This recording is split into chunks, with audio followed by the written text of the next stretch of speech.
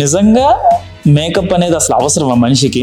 So makeup అనేది అందంగా ఉండడానికనే కాదు, ఇప్పుడు నన్ను ఇంకెవరిలోనో చూపించేయడానికి, లేకపోతే ఇప్పుడు నేను ఒక హీరోయిన్ లా రెడీ అయిపోవడానికి మేకప్ వేసుకోరు జనరల్ గా. Hi Aravinda, how are you? Charan, నిజంగా మేకప్ అనేది అసలు అవసరమా మనిషికి? ఎందుకంటే అందరు ఎక్కువ మేకప్ వేసుకునేది అమ్మాయిలే ఉంటారు నాకు తెలిసి. సో అమ్మాయిలు అంటే బేసిక్ గా అందంగా ఉంటారు. సో వాళ్ళకి అసలు మేకప్ అవసరమా? ఎందుకు అసలు మేకప్ అనేది ఎందుకు వచ్చింది? ఎందుకు వేసుకుంటారు? ఎందుకు అసలు దాని పర్పస్ ఏంటి?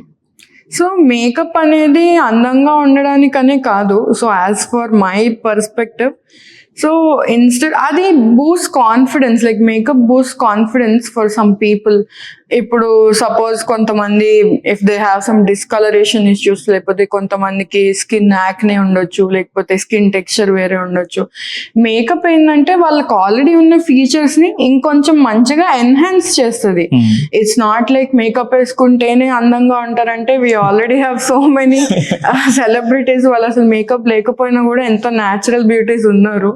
అండ్ అంటే మేకప్ అనేది కేవలం అందంగా ఉండడానికి కాదు, ఇట్ బూస్ట్ కాన్ఫిడెన్స్. అంటే ప్రతి ఒక్కరికి అట్లా అని makeup it's not like masking up. అంటే ఇప్పుడు నన్ను ఇంకెవరిలోనో చూపించేయడానికి, లేకపోతే ఇప్పుడు నేను ఒక హీరోయిన్ లా రెడీ అయిపోవడానికి మేకప్ వేసుకోరు జనరల్ గా అమ్మాయిలు. It's like enhancing their own features అంతే.